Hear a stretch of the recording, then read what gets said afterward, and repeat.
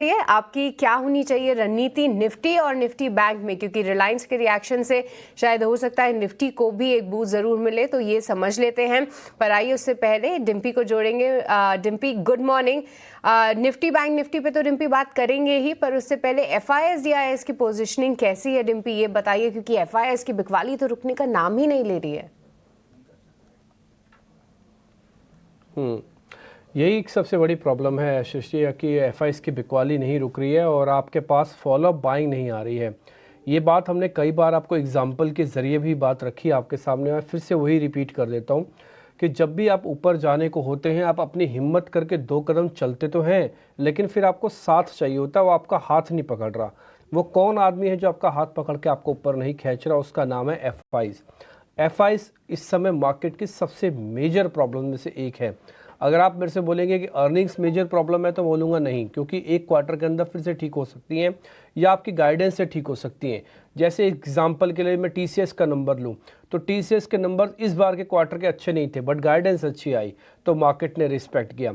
इस बार भी आप रिलायंस का नंबर और इन्फोसिस के नंबर या फिर एक्सिस बैंक के नंबर भी जोड़ेंगे तो ये हमने एक रिपोर्ट कार्ड बनाया, रिलायंस इंडस्ट्रीज इन्फोसिस के नंबर अमूमन ठीक माने जाएंगे। मैं बहुत ज़्यादा एक्साइटमेंट इसलिए नहीं रख पा रहा हूँ क्योंकि एक तो एडीआर वगैरह थोड़ा उतना अच्छा नहीं है इन्फोसिस का, इन्फोसिस है वहाँ पे लिस्टेड, और दूसरा ये एक्सिस बैंक के नंबर्स ने थोड़ा निराश किया और काफ़ी हद तक मैं बोलूँगा बैंक्स को निराश करने वाला ये नंबर बना। आज ये ड्रैग करवाने का काम भी करेगा।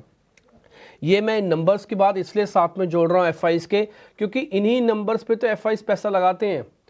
वो किस पे पैसा लगाएंगे? चलिए मैं आपसे पूछूं तो अगर पलट के, तो एफआईएस सिर्फ 2 ही 3 चीज़ों पर मेजरली जो उनकी वेटेज है उस पर है। पहला, वैल्यू फॉर मनी है कि नहीं है उस देश के अंदर, जिस देश के अंदर है वो, safety plus value for money. दूसरा, जिस जगह वो पैसा लगा रहे हैं वहाँ पे ग्रोथ प्रोजेक्शन और उसका पूरा इकोस्फेयर कितना ठीक है। तीसरा, गवर्नमेंट की पॉलिसीज कितने उसके फेवर में जाती हैं और उस देश का दूसरे देश से कंपटीशन कितना है। तो ये बहुत सारी चीज़ें होती हैं जो एफआईएस नोटिस कर रहा होता है। ये जो मैंने 3 चीज़ें आपको बताई प्राइमरली सबसे इंपॉर्टेंट है।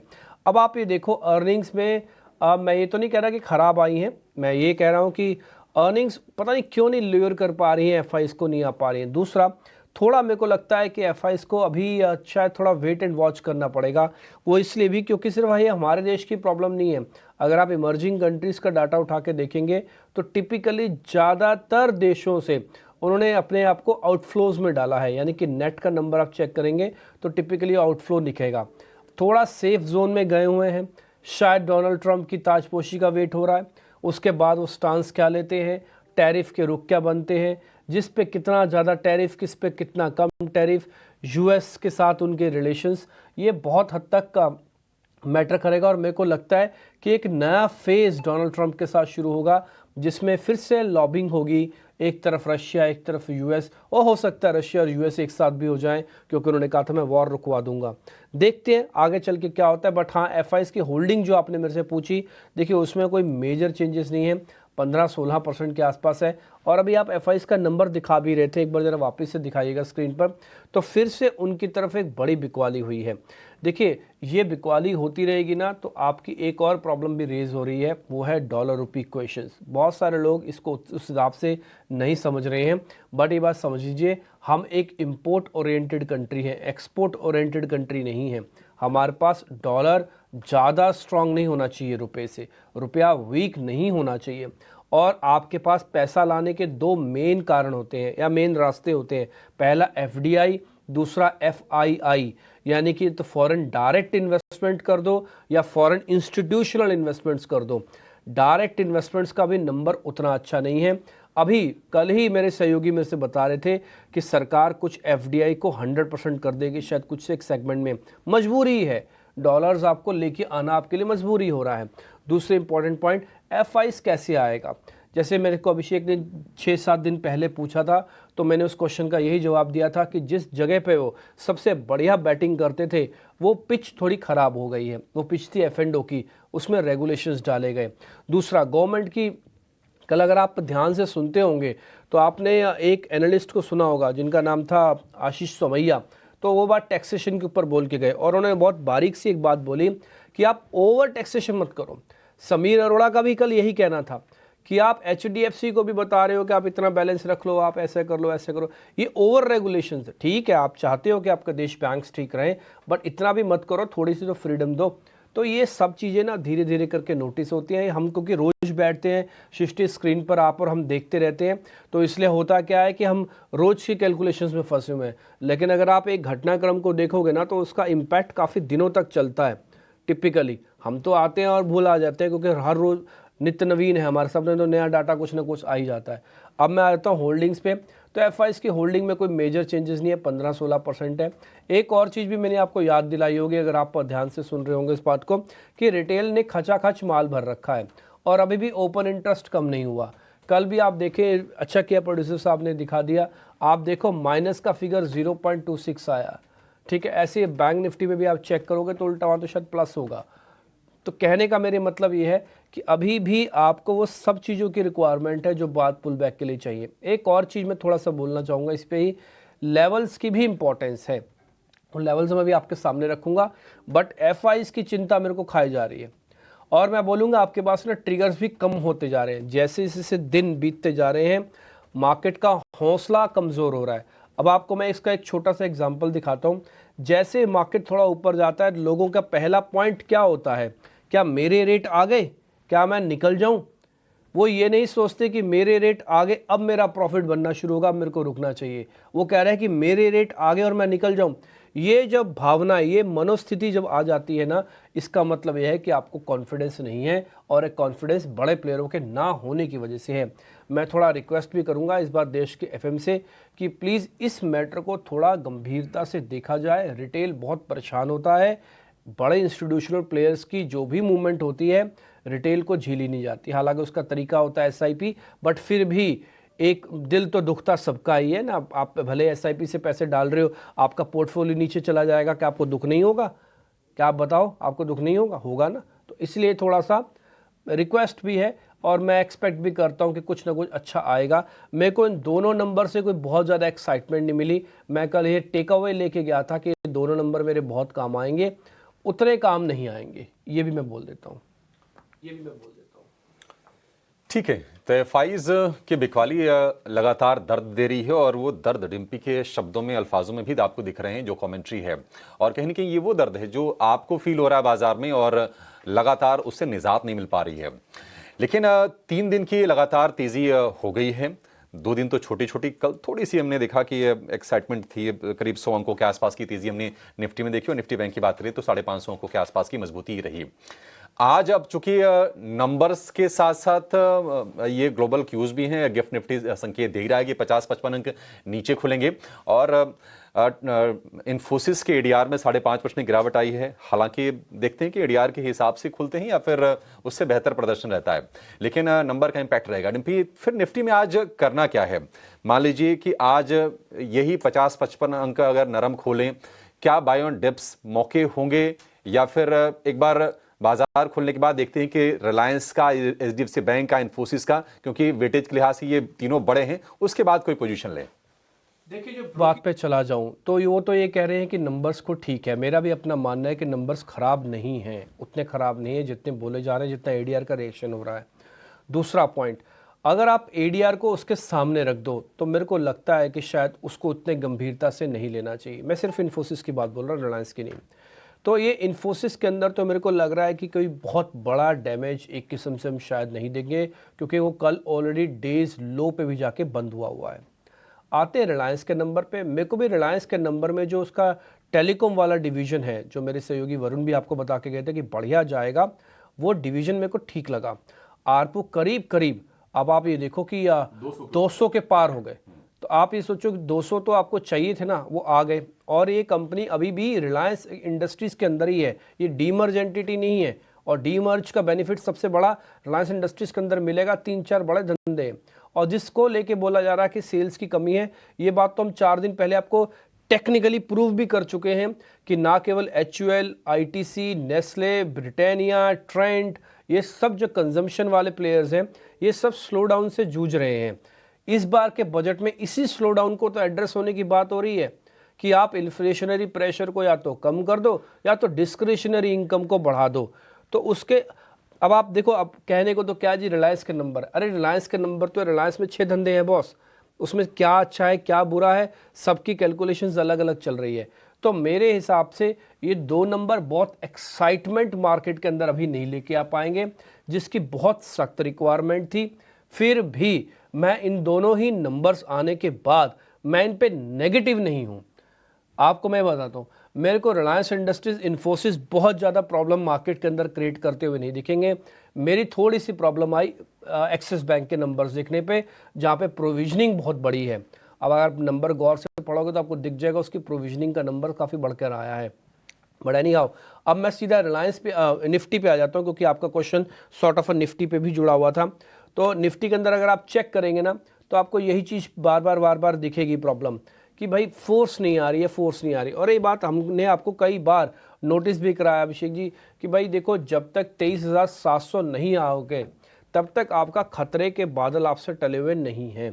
आपको हर समय ऐसा लगेगा कि मेरे साथ कुछ घटना या दुर्घटना हो रही है। तो इसलिए 23,700 तक, ये क्यों मैं बोलता हूँ 23,700, क्या मेरे घर का नंबर है ये या मेरा फ़ोन नंबर है? नहीं, ये डीएमए नंबर है, ये मार्केट का जनरेटेड नंबर है, जो कि इन्वेस्टर्स का नंबर है। 23,700 आपको नंबर्स के हिसाब से आना होगा। कुछ कहते हैं कि नंबर्स के अंदर सब कुछ छुपा है, तो फिर आपको दिखा नहीं था इतनी बड़ी गिरावट है, हमें तो दिख रही थी। इसलिए तो हमने आपके सामने बोला कि खरीदना मत, एकोमुलेट करना। मैं आज भी इसी चीज़ पे कायम हूँ कि मार्केट के अंदर एकोमुलेशन के स्टांस को चेंज नहीं करना चाहिए। आपको ये अपॉर्चुनिटी के तौर पर है, मेरे को नहीं पता कि कौन सी चीज़ कब आ जाएगी। अच्छा, एक और चीज़ मैं आपके सामने रखता हूँ, इसका बेस्ट एग्जांपल। क्या आपको पता था कि गाज़ा और इजराइल के बीच में युद्ध विराम हो रहा है? आपको पता था? नहीं पता। एक खबर आती है कि ठीक है, वो जाने वाले प्रेसिडेंट है, वो आने वाले प्रेसिडेंट है, दोनों के बीच में एक मामला है कि भाई इस मैटर को ख़त्म करो। कल मान लो डोनाल्ड ट्रंप आ जाए, अगले 15 दिनों में वो ये काम कर दें कि हम रशिया और यूक्रेन के बीच में मैटर को सॉल्व करवा दिए, कोई लड़ाई नहीं होगी, सब चंगा सी वाला मैटर है। मैं कल एक बीबीसी की रिपोर्ट भी देख के ये उसके हवाले से आपको बता रहा हूँ। अगर ऐसा हो जाता है तो आप सोचो, आपका एनर्जी संकट काफ़ी हद तक ठीक हो जाएगा। और India is a energy hunger country. तो ये बहुत सारी चीज़ें हैं जो इफ बर्ड्स के साथ जुड़ी हुई हैं, बट लेवल्स की अपनी इंपॉर्टेंस है। इसलिए 23,700 जब तक नहीं आता, आप इसी पोजीशंस के साथ धीरे धीरे करके एकुमुलेट करते रहो। 23,000 आपका नया बेस है, 300 पॉइंट नीचे ही आपका सपोर्ट है, 300 से 400 पॉइंट ऊपर आपका रेजिस्टेंस है। इसके बीच में मैं ना आपको बाय बोलूँगा ना मैं सेल बोलूँगा। ये 2 नंबर्स इसके बीच में डिस्काउंट करेंगे, और उनसे बाद फिर डोनाल्ड ट्रंप की ताजपोशी और बाद में बजट। मेरे को लग रहा है कि उससे पहले तक हम 23,700 आ जाएंगे, ऐसा मेरा कन्विक्शन कह रहा है। फिर भी आप कोई ज़्यादा पोजीशंस ना लीजिएगा, आराम से बैठिए, एकोमुलेट कीजिए, इकट्ठे कीजिए। एक मैं रिक्वेस्ट और करूंगा, काफ़ी सारे लोगों को ना निफ्टी जब देख रहे होते हैं तो उनको ऑप्शंस खरीदने का बहुत मन करता है। मैं उसके हक में हूँ, इन ऑप्शंस खरीदो, बट खरीदो कैसे मैं आपको बताता हूँ। देखो, कल का दिन ऑप्शंस खरीदने का कैसे खराब हो गया। कल सुबह सुबह का जो मोमेंटो आया सो आया, 4 घंटे मार्केट निफ्टी 20 पॉइंट नहीं हिला और बैंक निफ्टी ने 50 से 100 पॉइंट नहीं हिलने दिया अपने आप को। तो आपके ऑप्शंस के प्रीमियम गल जाते हैं, आपका लगा हुआ पैसा आपकी बेकार कर देता है। तो इसलिए एक काम आप करना, जब आपको लगे कि भाई मेरे ऑप्शंस के नंबर में एकदम से मार्केट के अंदर मूवमेंट आ रहा है या आ सकता है, आप उसी समय एंटर करो। एक स्टॉप लॉस के साथ ना एक टाइम फ्रेम भी बना दो कि अगले 2 घंटे में अगर मोमेंटम नहीं आया ना तो मैं इससे बाहर निकल आऊंगा। अगर 11 बजे मैंने कोई चीज़ लिया और 12:30 बजे तक मोमेंटम नहीं आया जो मेरी कैलकुलेशंस कहती है, तो आप इससे बाहर भी निकल जाना। ये ऑप्शंस वालों के लिए मैं थोड़ा रिक्वेस्ट करूंगा, क्योंकि ऑप्शंस के प्रीमियम्स को फिर से ईट किया जा रहा है। हम मिडल ऑफ द सीरीज़ है, 30 तारीख को एक्सपायर भी हो जाएंगे, तो उससे पहले पहले आप इस चीज़ को ज़रूर ध्यान रखिएगा। मैंने लेवल्स बता दिए, काम करने का तरीका बता दिया। यूट्यूब पे काफ़ी सारे लोग हमको लिखते हैं कि सर 1 लाइन में बता दीजिए, तो मैं 1 लाइनर बोल के ख़त्म करता हूँ। जिनके पास पोजीशंस हैं वो सिर्फ और सिर्फ होल्ड करो, कोई एवरेज मत करो, कुछ मत करो। जिनके पास पोजीशंस थोड़ी कम है, अपना एकुमुलेशन वाले स्टांस को बरकरार रखो, एकत्र करते रहो। जब भी छोटा मोटा डिप आता जाए, एकत्र करते रहो। तीसरा, आप सेल करना चाहते हैं, मैं उसके पक्ष में नहीं हूं। ये 3 ही क्वेश्चन हो सकते हैं आपके, तीनों का जवाब मैंने दे दिया।